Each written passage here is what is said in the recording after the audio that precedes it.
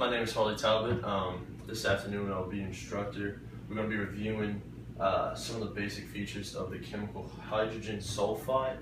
Most importantly, we're going to be looking at the PPE needed when working around this chemical, as well as the toxicity levels in which OSHA wants you to be careful. So to get started, some background information. Hydrogen sulfide is a chemical compound with the formula H2S.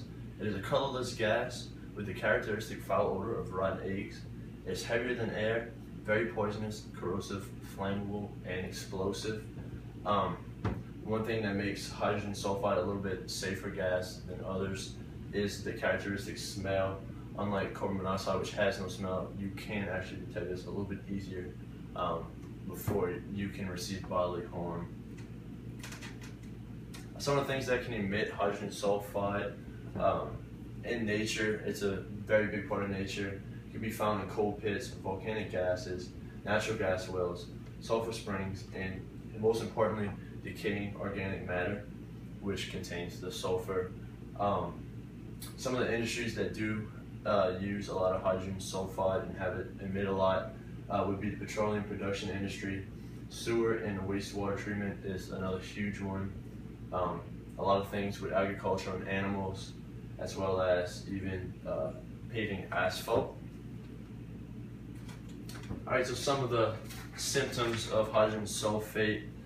Collapse, coma, and death from respiratory failure may come within a few seconds after 1 or 2 inspirations.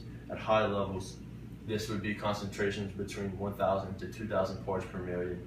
Concentrations of 100 to 200 parts per million for 1 to 8 hours may cause sleepiness, blurriness, hemorrhage, and death. Some lower concentrations may irritate the eyes, nose, and throat. This would be around 50 to 50 parts per million. Following exposure, there may be headaches, dizziness, and nausea. Repeated exposures may cause headaches, anorexia, insomnia, paralysis, meningitis, and that's just to name a few things. These are more with like extremely serious cases though.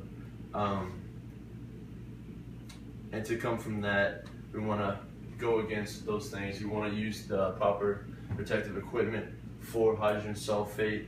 Of course, you're going to wear eye and face protection. Wear your chemical safety goggles. A face shield with safety goggles may also be necessary. Skin protection, make sure you wear chemical protective clothing, for example, gloves, aprons, and boots. In some operations, wear a chemical protective full body suit. There should be cases in which you're going into high intensity areas of the chemical. And of course, respiratory protection.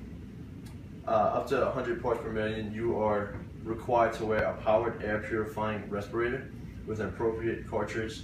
Of course, you have to wear a full face piece that is OSHA approved and certified, or any other type of supplied air respirator.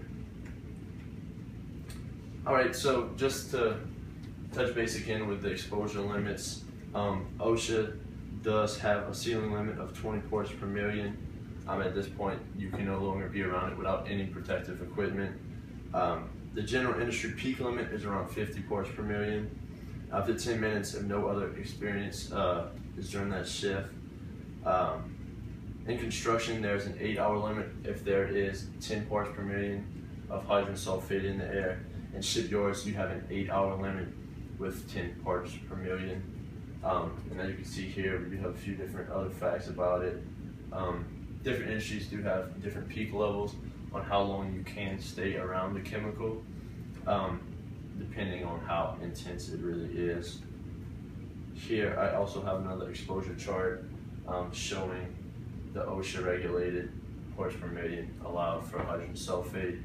If you have any questions, feel free to talk to me, send me an email. I want to be able to help out the industries. Very sorry I couldn't be there today,